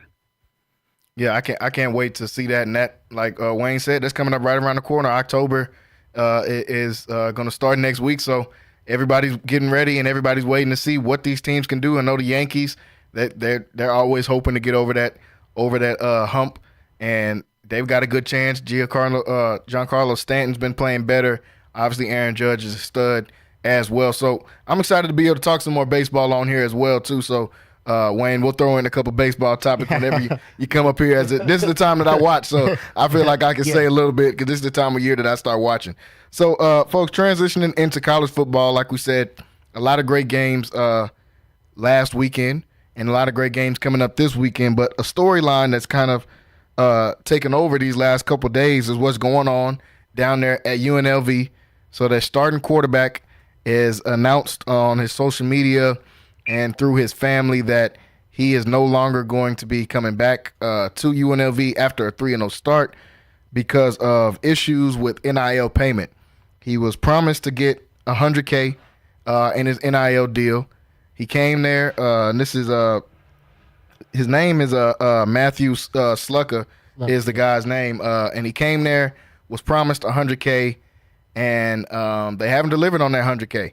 He said he's only received $3,000 of that $100K payment that was supposed to be made, and he's had some issues with that. He said now he's going to. We know that in the NCAA, you can leave. I mean, after 3 games, you can do a red shirt. You can play 3 games before you red shirt. So he played these first 3 games, and UNLV is undefeated. They beaten two decent teams. They beat Houston in the week opener, and then that surprise game last week that caught me off guard because I thought Kansas would have been able to take care of that game, and they were winning majority of it. UNLV comes back and they win that game 23-20 over Kansas, and I guess they must have had some disputes about this leading up to this game because he knows after this is his last chance as far as if he wants to redshirt and try to transfer, and they couldn't come to an agreement. So he says he's going to take his redshirt, accept his redshirt year, and he's going to transfer and not play for the rest of this season after a 3-0 start, which is crazy. I mean, I can't think of anything I've seen like this. After a team going 3-0, the starting quarterback says, "No, I'm good, and I'm going to pack it up, and I'm just going to go get ready for the offseason and go get ready to transfer." After turning around a UNLV program that hadn't had much success in the past, and I can't think of the last time they've gotten off to a 3-0 start. So seeing this has been bizarre. He didn't get his payment. The $100K was supposed to be, according to him. Now, they'll have a chance to respond and say what their side is, but according to his side, they were supposed to give him $100K. He's only received $3K of that. So he said, "Hey, y'all not going to get me into a shady deal? I'm out of here," and he's leaving, and he's made his decision. So, Wayne, I want to start with you. And what do you think about this? This NIL has brought a lot of different things into play since they started this, but this is a new one. A guy leaving after I'm going to tell you, a very smart guy. Yeah. Let me tell you, he went and promoted himself on the field, got 3 wins, got to the point to where he could take a red shirt year, and he can put himself back in the transfer portal. Yeah. And he can go make more money. Mm-hmm. But coaches will tell you anything. My brother can attest to this. I went through his recruitment. We went to Texas Tech. Mm-hmm. My recruitment, and coaches will tell you, I can't relate to the NIL deal, but it was the illegal NIL deals back then. For sure. But, coaches will tell you anything to get you there. Mm-hmm. And once they get you there and they feel like you're having a little bit of success, they feel like you're going to stay there. Well, now we live in a new era because these guys want to get paid. Yeah. You know, and like I say, he went and promoted himself, left his product on the field, was successful, was 3-0 as a starter, and then, okay, I'm gonna pack it up. Yeah. I'm gonna put myself back in the transfer portal, and then I'm gonna renegotiate. Yeah. So, hey man, I can't blame the kid. I think it was very smart of him to do that. Yeah, I mean, and you're honestly going to see more of this. Like you said, coaches notoriously, they'll tell people anything to get them in that room. And I'll let James attest to this as well because he's a former collegiate athlete as well. But seeing the numbers, like you said, that he put up in these first couple weeks, over 300 passing yards, 6 touchdowns, only 1 pick. Then he's also their leading rusher. He leads the team in rushing with 250 yards as well. So when you see that and you see what this guy was able to do, he might have just earned himself a little bit more than $100K depending on what team needs a quarterback next year. And we know teams need a quarterback every single year. So if he was going to get $100K at a non-Power 5 school, it's going to be some Power 5 schools knocking on his door this coming up summer. James, I want to get your opinion on this. Like I said, former collegiate athlete at Texas Tech. What do you think about this NIL mishap or whatever we're going to call this, the going on down there at UNLV? Smart kid. Real smart kid. I'm going to tell you, coaches will sell you a Prius and make it sound like a Mercedes-Benz. and that's what they do. That's what they do. I said this kid did the right thing, and just reading the latest headlines, they just had a running back do the same thing. Yeah. So these kids aren't going for this anymore. These NIL deals are here to stay. You see what's happening with Reggie Bush. Reggie Bush is suing USC for his money, for NIL stuff. So I'm going to tell you, I like what he did, and I say just hold on because it's going to start happening more and more and more. Yeah, I think this is only the start of it. I think this is just, like both you guys said, this is just the start of it because many people have been sold a dream going into these colleges, especially if you're a guy that's talented like this kid is, and you take a chance on a UNLV team. It's not like UNLV is an historic football program or something like that. You're taking a chance already, and you're going out here, you get promised this, and it ain't like he said they only gave me half the money. He said they gave him $3K out of the $100K. Yeah. That's a pretty small number if you're expecting a $100,000 check to be sent to you and you're only getting $3,000 of that. And this is a guy that might not have a lot of draft capital going forward, or a lot of scouts looking at him. So this is the time he's got to cash in. You got to cash in. Exactly. If this is the opportunity you're going to be given, you got to take advantage of that while you can, because no one's going to come back after this and be like, hey, man, well, we did you wrong, but, we'll give you an extra $75K here. And you just think of it, Jalen. Think about it. The guy that was at Washington State, that was at Clemson, who's now at Florida State. At Florida State. Yeah. They say this guy has made over $20 million in NIL money. Transferring from yeah. I mean, you have to take advantage of it now. Cam Ward left Washington State too. And look at him. Like, you have to take advantage of what you can get at this point. And you have to treat Go ahead. I'll tell you guys this too, Wayne and Jalen. Not only this is going to hurt the UNLV program, because you're going to have a lot of kids that are going to say, hey, they're doing something shady up there. They're not going to want to go. They're not going to want to go play for UNLV. So this is going to hurt their program as well. Yeah, this is I don't know how it's going to be tough to bounce back from this from the UNLV program. Now, especially if they come out here these next few weeks and start dropping games and start losing. Right. It's going to look real bad on UNLV. Because you didn't honor your word. Yeah. Like I say, man, these recruiters will tell you, man, when they come in your home, they'll tell you a whole lot of things that'll make you seem like you're the greatest player in the world just to get you there. And then once they get you there, and then they forget about you. You don't even see them. They calling you every night and at your house every week, and once you get them there and they coach a different position. And you don't even see these guys. These guys are not even there for you. You don't even know where they are. You go in their office and talk to them, and they treat you like you're nothing. Yeah. That's some guys. That's some guys when you get there, that's what they do. But now, today, the collegiate sports world that we live in today, you're not able to do that, because now guys can dictate what they want. Well, if I'm gonna come here, man, I need to get paid. Yeah. All that was under the table back then. Now you can just come out and say, hey, I got an agent for this, and let's see how much I can get from this. Yeah, and they don't even have to speak to as many of these recruiters now, because, like you said, the agent can just call around to these Power 5 schools and, hey, who's got the best offer in the bidding for my kids? They call them NIL agents. Yeah, and that's crazy. Yeah, we've seen it. This has opened up a whole nother door to what can happen with this NIL deal, whether it be good or bad. People have their opinions on the stances they've taken on NIL. Obviously, I feel like players should be paid. We've seen guys like Nick Saban speak out against it, and different guys like that, which isn't shocking that Nick Saban would speak out against it, because it hurts his recruiting. If other people would come out here and offer you money, and you can't just get these dudes a Hellcat and come to Alabama and you go into the league anymore like he was back in the day. So, of course, he would speak out on it. But, the NIL deal, it's still young. We don't have a giant study case on this, on how it's going to go throughout the years. Only time will tell on how this is going to fully affect college football. But as of right now, man, the kid, he made a smart decision. I think we all agree there. Smart decision on his part, and getting out of there. And, he could have, hopefully he didn't go out to Vegas making no bets expecting that $100K that was going to be coming in. But he promoted himself, man. He went out there, he promoted himself. He left his product on the field. Yeah.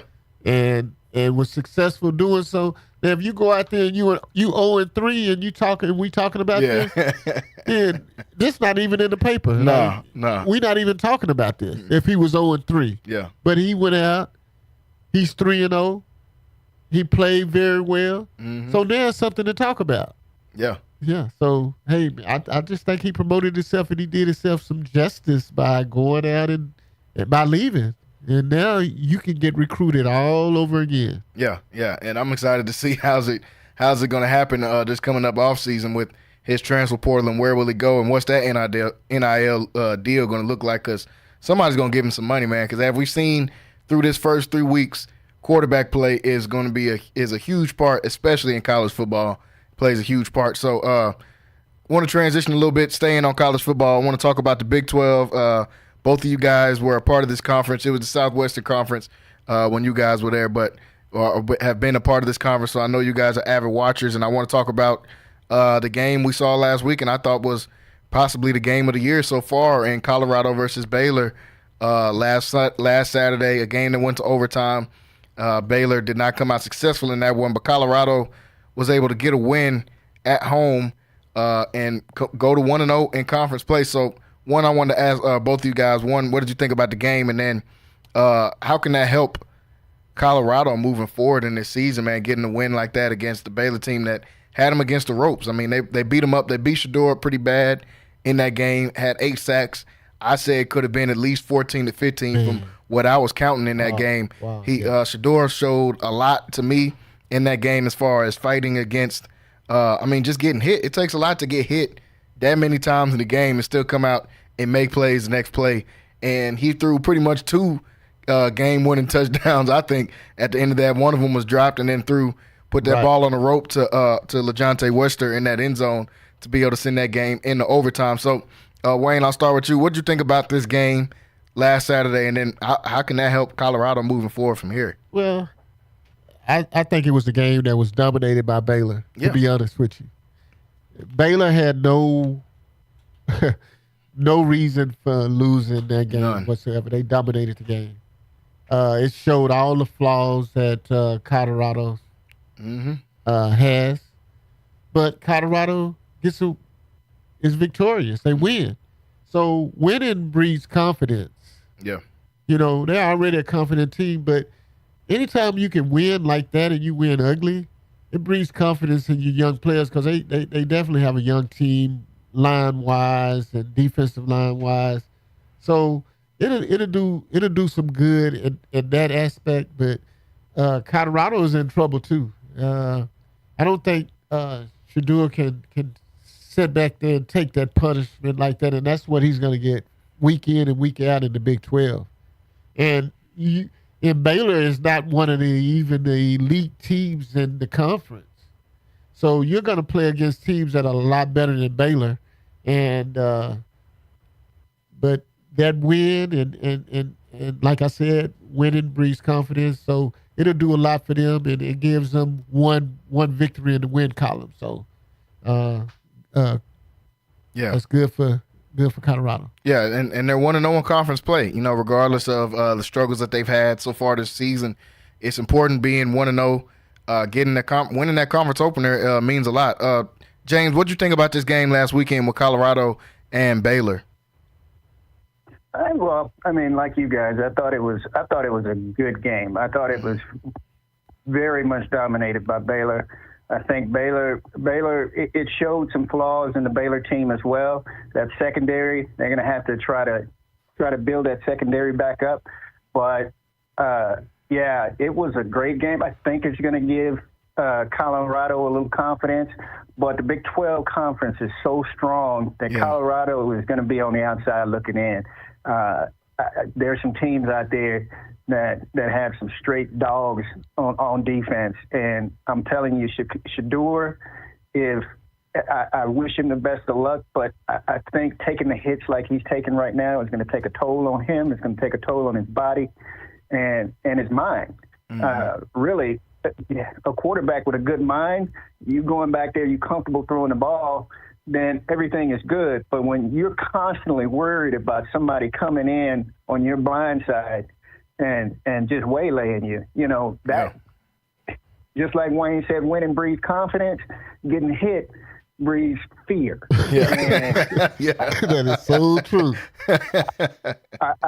I wish the best for him. I really do. But hey, hopefully Colorado can win 1 or 2 more and make them bowl worthy. I don't think so. Yeah, it's going to be tough, man. Like you said, this Big 12 conference is a gauntlet. And as good as they feel after a win against Baylor, they're taking on a tough UCF team this weekend that, a lot of people don't talk about. They're not a ranked team coming into this, but they have their strengths. And one of their strengths is running the ball, something that Colorado has struggled against. We just saw them give up 80-something yards to Sawyer Robinson at Baylor, who was not just a supreme athlete as far as running the ball. And Baylor was able to run the ball pretty successfully against them. Now Colorado's defense stiffened up a little bit in that second half, but the two guys that are running the ball this weekend are not Sawyer Robinson and Bryson Washington at Baylor. You're playing against a top 5 running back in the nation and R.J. Harvey from UCF, who's put up over 120 yards in every single game that he's played in so far this year. And then you're playing against possibly the biggest quarterback in the Big 12 in K.J. Jefferson, who played at Arkansas to start his career off and transferred to UCF, and he was a problem at Arkansas. This dude is like 6'5", almost 250. So this is a big guy coming in there, and if Sawyer Robinson was able to move and run the ball on him like you did, it's going to be tough. And you're playing in Florida. I don't think they played in a hot environment so far this year. Man, all their games have been in Colorado. They finna get humidity. In Florida is a different thing. I tell you, I played I played arena football in Tampa, and the humidity is just, man, it just doesn't feel good at all. So when you come from climate like high altitude, which is in Colorado, to high humidity in Florida, it's going to be a problem. Yeah, that's going to be a tough game, and they got a real tough one this weekend with UCF, and it's going to be a testament to see, was that just a fluke win against Baylor, or can this team make some noise? And James, I'm agreeing with you, man. I mean, it's going to be tough for Colorado to try to do anything in this Big 12 because it's just a gauntlet. We're looking at these teams, even in the good teams, the teams that we thought were really good, like Oklahoma State. We just saw what Utah was able to do to Oklahoma State last week. We've seen Texas Tech is coming in at just 1-0. Iowa State is looking like one of the better teams in the Big 12 after getting a win last week as well. So this Big 12, man, it's super tough. It's super tough to try to get some wins here. And as far as the Baylor side of it, they got BYU this weekend, and I think we'll figure out what Baylor's going to do. Are they just going to throw in the towel and kind of fold it in and say, hey, we're just going to try to get ready for the next year and maybe fire Randall? Or will they fight back after – I mean, that's a tough loss. Like you said, when they dominated that game. Yeah, gave it away. They basically gave it away. They did. They gave it away at the end of that game. And so they got BYU, who's coming in ranked now because they got a win in the Big 12 last week. They're 4-0. They've got confidence coming into this game, like I said, just freshly ranked. And they really beat up on a Kansas State team who was projected to be a top 2 or 3 team in this Big 12. I mean, Jalen, it feels just like what we're talking about in NFL, that list is going to change every week. And the Big 12, that list is going to change too because, I mean, we had Oklahoma State and Kansas State at the top of that deal. We had Utah. We knew about Utah. But now it looks like Iowa State has entered the picture. Yeah. Utah is still there. UCF is in there. You can talk about them. And you can talk about BYU. Yeah. You can talk about the Red Raiders too, but this is a team, the Red Raiders is a team that I follow and I watch, and I don't think we're quite there yet. But like you said, it's a long season, and we're going to see what's happened. But this list is going to change with the Big 12 every week, just like we talked about, the NFL, our top 5. So it's going to be the Big 12 is going to be a tough conference to play in this year. Like I say, Utah is at the head of that. They go into Oklahoma State, go into Stillwater and beat Oklahoma State, a really good Oklahoma with a backup. State. Yeah. With their backup quarterback. With their backup quarterback who's been playing outstanding. Yeah. So we'll see.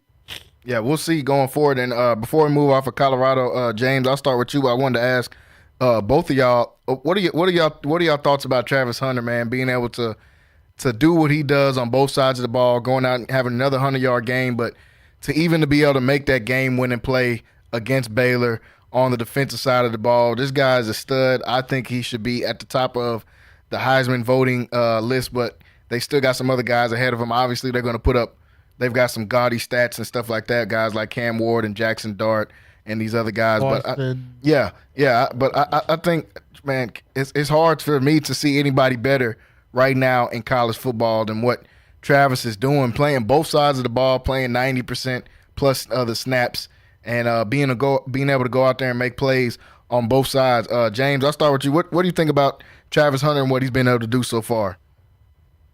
It's a testament to the work that he puts in. And I can tell you, we make that transition from high school to college and then on to the next level. But even playing in high school, trying to play both sides of the ball is so tiring.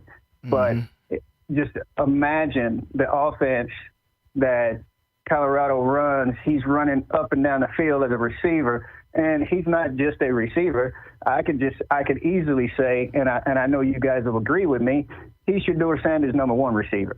Oh, yeah. All right, so you are number one receiver on one side of the ball, and then on the other side of the ball, you are one of the best DBs in college football.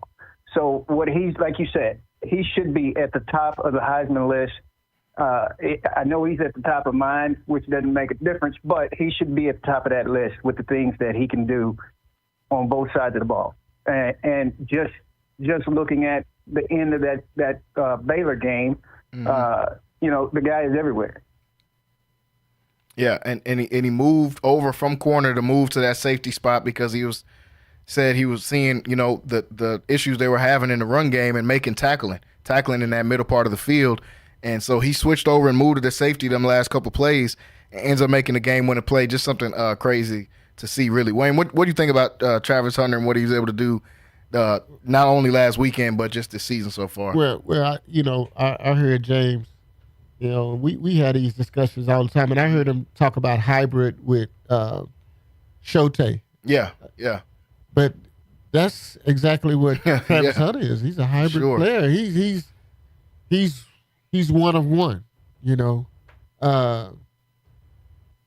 When you're an elite receiver and you're probably, like you say, the number one receiver, and then you're an elite defensive back, that takes so much work. Yeah. It takes so much preparation to be ready for that. Because not only are you, some guys as a receiver, I go in and I learn the offensive game plan, and that's all I have to worry about. And then you go out and the number one's offense works against the number three for the scout team defense. Yeah. So you get prepared like that. But when you in college and then you have to go out and you have to prepare for offense and defense, you have to get both sides of the plan. You have to get offensive game plan and the defensive game plan, and then you have to go out and you have to practice that. Man, it takes so much preparation, so much mental preparation to be able to achieve those things that he achieves. And and he's playing at a high level, which is is just outstanding. Outstanding player. Yeah, there's, like I said, I think he's the best player in college football. Like you said, the mental fortitude that you have, the physical abilities that you have to be able to play both sides like that. We're not going to see a lot of guys doing it because it's not a lot of guys that can do that, to be able to play on both sides like that. So I'm excited to see in the future, will NFL GMs give him a chance to be able to. Now, when he goes into the draft, I think he should put his position as receiver because that's where the money is. The top corner ain't getting $40 million a year like Justin Jefferson is. But I'm excited to see, will somebody take a chance and let him try some of those things? They had a guy named Cordell Stewart that played. They called him Slash. Mm-hmm. Well, if I'm him, I'm going in as Slash. Yeah. Wide receiver / DB. Yeah. I want to get paid for both of them because I know I can play both of them. Because if you think about it, he could be a first-round draft choice as a receiver, and he can be a first-round draft choice as a defensive back. But he's going to be a first-round draft choice because he's an athlete. Yeah. So when you put that in there, you have to put Slash. You're going to have to get paid for it. I think his contract is going to kind of move the needle because you think about Michael Parsons, who they said was a linebacker and a defensive end. A defensive end gets paid a lot more money as far as more than a linebacker. Mm-hmm. So when you do contracts, what do you say? Do you say, hey, we want to pay him as a linebacker? Yeah, we want to pay him as a linebacker because we know we're going to have to pay him less. Mm-hmm. But if we pay him as a defensive end, a rusher, a Chris Jones type who's getting paid what? then it's a whole different ball game. Yeah. So Travis Hunter, he needs to go in and slash. Yeah. And I think he should get paid for both, like we've seen in the past with even with guys like McCaffrey, or even when Le'Veon Bell was looking for his deal, he wanted to get paid as both. He didn't want just a running back contract. Right. He wanted a running back and receiving type contract because he did both. So it's going to be very, very interesting to see, guys are coming out saying, oh, you won't be able to do this in the league. I think if you prepare packages for this guy, will he be able to play full time on both sides of the ball in the league? No, that's not going to happen. The game is too fast, and these are grown adult men. So that won't be able to happen. But can he have packages for both in the league? I think so, and I'll be excited to see, will the team take a chance and let him attempt to try that? So exactly. I'm excited to see that how that goes. So, folks, want to thank everybody for watching with us so far. I'm in studio with Wayne Walker. We got his brother on the line, James Walker. Both of these guys, two Texas Tech alum, both went here, played collegiately. So I want to talk about these Red Raiders, man. And, in the first 2 weeks of the season, not a lot of people were high on this team because of the struggles against Abilene Christian in week 1. And then in week 2, you lose to Washington State. But since then, they've been able to come out and they completely dominated the school that I went to in the University of North Texas. Completely dominated UNT 66-21. And that was a good UNT team coming into that game. They were undefeated. Their quarterback was playing great football. And Texas Tech was able to come in and just dominate them. And then to see them come and get a win against Arizona State last week, another team that was undefeated coming into that game. And it's the first game of conference. Those conference games are very, very important. They go out. They're able to get a statement win at home against Arizona State. Now they've got Cincinnati coming up this week. I wanted to get both of you guys' thoughts about the Red Raiders, man, and what do you think this team can accomplish this year? Like I said, after the first 2 weeks, a lot of people wrote them off and weren't really talking or thinking about this team in the Big 12 anymore.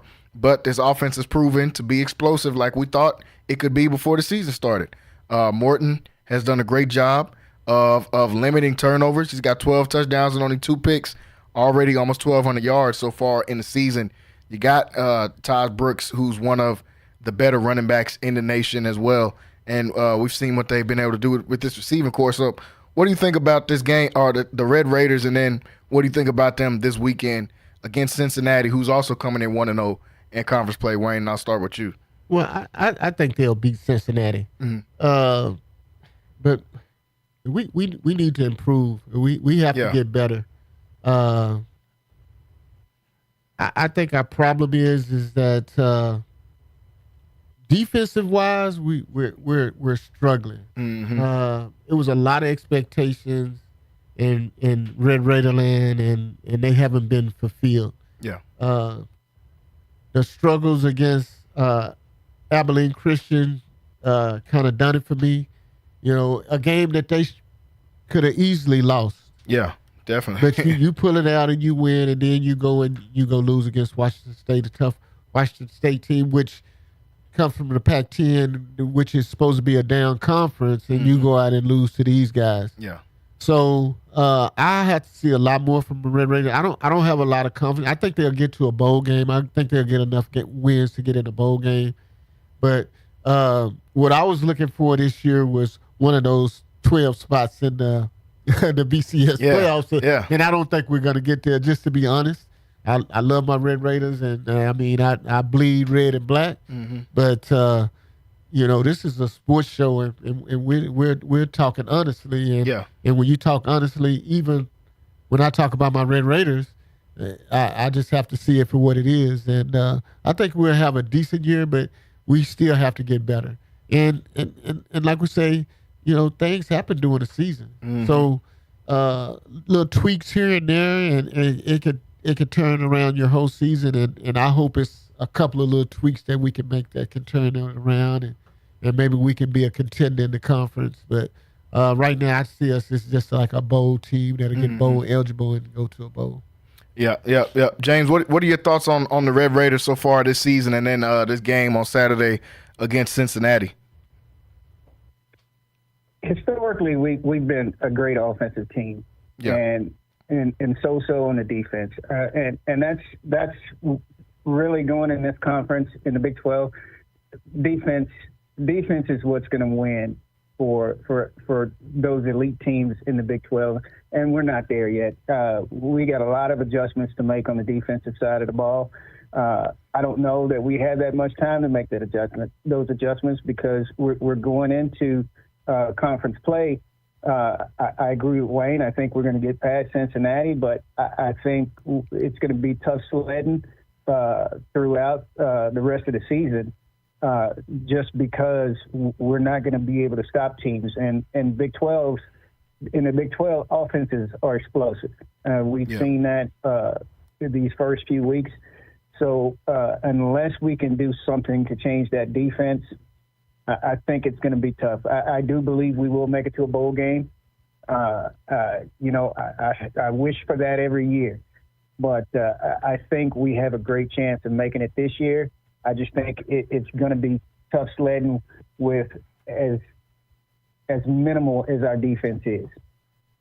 Yeah, the defense is definitely has a lot of question marks around it. And like you said, historically, this has been a good offense. But looking forward past this season, a lot of these guys are young. Obviously, Taj Brooks is a senior, but your quarterback still has another year after this. He's a junior. Right. You see the production they've been able to get out of Corey Eakin, who's out of this Central Texas area, went to Stephenville, and then another Central Texas kid, and Micah Hudson, who was a 5-star coming in to this year. So you see that moving forward, and so there's some promise around this Texas Tech team if they can get that defensive side of the ball figured out. I'm agreeing with you guys. I think they'll be able to get to a bowl game.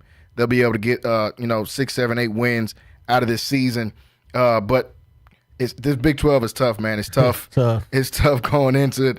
And you might not even be able to have 2 losses in conference and get to that conference championship game, which in the past we've seen that you could have 2 losses maybe here and be able to get to that. But with it now being 16 teams and the way that Utah's playing and Kansas State's going to be looking to get back in the win column. They got Oklahoma State this weekend, so that's a huge game as far as conference predictions go. But it's a lot of tough teams in this conference. So Tech, we'll see if they'll be able to pull it out and get to a decent bowl game out of this year going forward. So before we let you guys get off of here, I want to ask about the obvious game of the weekend.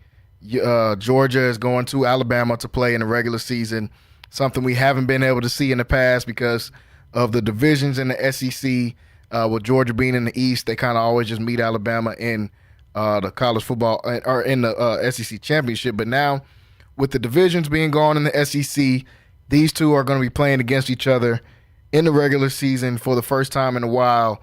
And Georgia's coming in at number 2, struggled in a win against Kentucky last week. Alabama's coming into this undefeated. Nick Saban is no longer there, but all of his talent is still there from the teams that he recruited in the past. So coming into this game, and this game is at Alabama as well, I want to get y'all thoughts on this game, man. I mean, this is obviously primetime television. This is going to be the game of the weekend for sure. 2 powerhouses coming into this. Georgia, like I said, struggled, but they always got a vendetta against Alabama, especially with Alabama keeping them out of the college football playoffs last year after Alabama beat them in the SEC championship. And then Bama, they're just looking to prove that they're still the same Alabama even without Nick Saban there. So tough matchup coming up this weekend. James, I'll ask you first. What are your thoughts about this Georgia and Alabama game this weekend? This is going to be a championship game atmosphere. And I tell you, if Georgia is going to go to Alabama and win, you can't let Milroe get loose. And for sure. I think that's the key for Alabama is let that man play loose, let him play free. And if he can do that, then I think Alabama will pull this off and win this game. If Georgia can stop him from doing that, I think Georgia is going to win the game. I think talent-wise, both of them, elite talent on both sides of the field. Mm-hmm. But I think for Alabama to get this, everything is going to stem around Milroe. If he can get loose, I think Alabama is going to pull this out. Yeah, this is going to be a super, super close one right now. Vegas has Georgia as a 2-point favorite, even though they're going into Alabama.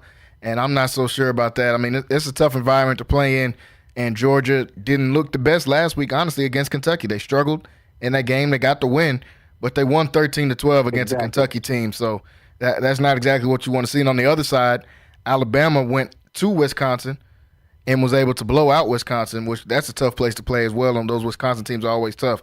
Wayne, what are your thoughts about this Georgia and Alabama game this weekend?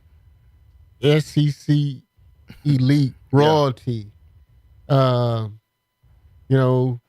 You got one head coach, Kirby Smart, who was in Alabama forever. They play the same type of. They play the same types of defense. The same defense that he installed at Alabama is the same one he uses at Georgia, and the same one they use at Alabama. I agree with you guys. Milroe is going to be the key to this game. Carson Beck is not a guy that can make plays with his feet. He's not a scrambler. He's a pocket passer. So he can dictate, but I don't think Alabama is going to let him beat him that way. So Georgia is going to have to be balanced, going to have to run the ball, and going to have to pick and choose when it passes. Milroe can be a difference maker because he can use his legs, and he can get out the pocket, and he can throw the ball downfield or whatever he wants to do. So the key to this game is going to be Milroe and what he does. If he can go in and be efficient and productive, then Alabama will win. If not, Alabama will not win. So I think the key is that guy. Yeah, Jalen Milroe, like both of you guys just said, he's the X factor in this game. If he can get loose, I mean, we just saw it in the Wisconsin game last week. If he can get loose and get outside the pocket and get to these receivers who are all studs out there at Alabama on both sides, but Alabama, we know they've got a star-studded crew there, and their best receiver right now is the freshman. And Ryan Williams, who's I think he's still 17 and is dominating college football right now, which is crazy to see what he's been able to do. But if Milroe can get outside the pocket and he can create more time for his receivers to get open, it's going to be tough for Georgia to win this one. So I got Alabama winning this game coming in. I didn't like what I saw from Georgia last week. Like I said, I've never been sold as far as Carson Beck as a talent. A lot of guys wanted to prop him up. He was first team All-American preseason coming into the year, and I'm like, I wasn't so sure about that. So he's going to have a lot to prove coming in. This is a tough environment. All the times that he's played against Alabama has been in the Georgia Dome in the SEC Championship. He's never been down to Alabama, to Tuscaloosa, and seen that crowd and how they get out there. So that could be shell-shocking for some of these Georgia players, honestly. So I'm excited to watch this one. It's going to be a great game. Before I let you guys go, one quick game I want you to comment on. Tennessee and Oklahoma last week. Both these teams coming in with a lot of expectation. The young kid at Tennessee came in and got a win in Oklahoma at Oklahoma, which is a tough place to play. I've been to Norman and seen that crowd a couple times. Tough place to play. What do you think about this Tennessee team? Are they the real deal? Do you think they can actually make some noise going forward in this SEC after getting a win against Oklahoma last week? I do. I think Josh Heupel has done a really good job of building a Tennessee a SEC conference. I mean a power. Yeah. I mean, when you go out and recruit, you have to recruit to challenge Georgia and Alabama. And what the NIL money has been able to do is it has been able to balance the scales. Yeah. Because there you can go out and you can go get what you want if you pay for it. Yeah. And you're competitive. They went to Oklahoma and they dominated Oklahoma. It wasn't even close. Yeah. It was decided in the first quarter, basically. Yeah. So they're SEC ready. But still you have to beat one of the big dogs. And when I say big dogs, you're going to have to go and beat Alabama. You're going to have to beat Georgia. So if they can do that, then we'll know that they're for real. We know they're a contender. But until they do that, then we don't.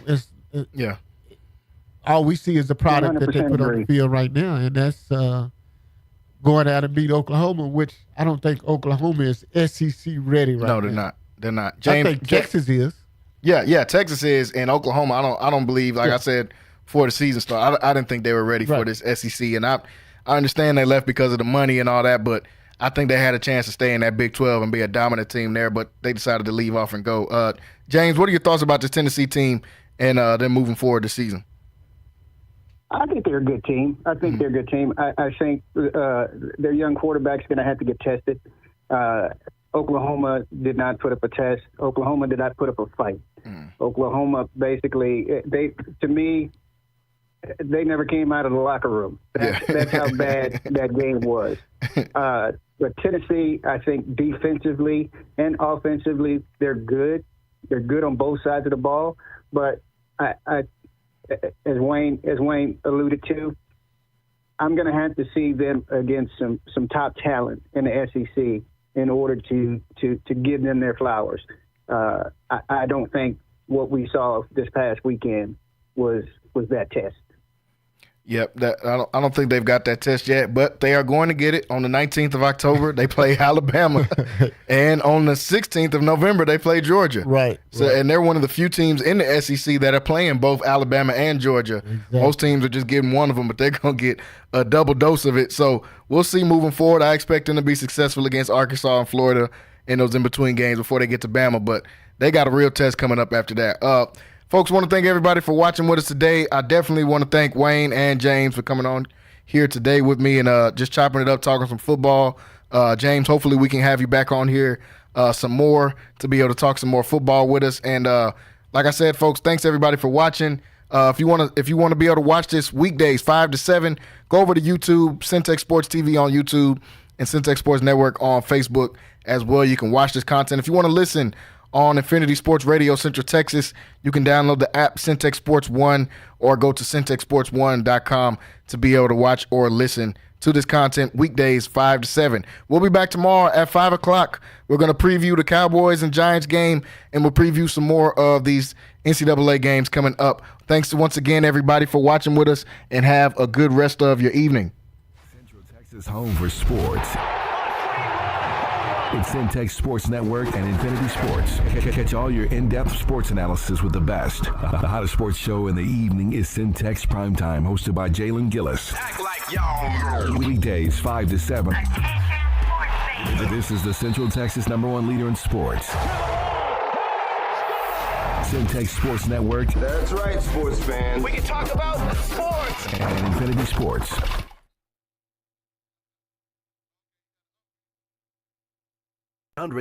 591-32.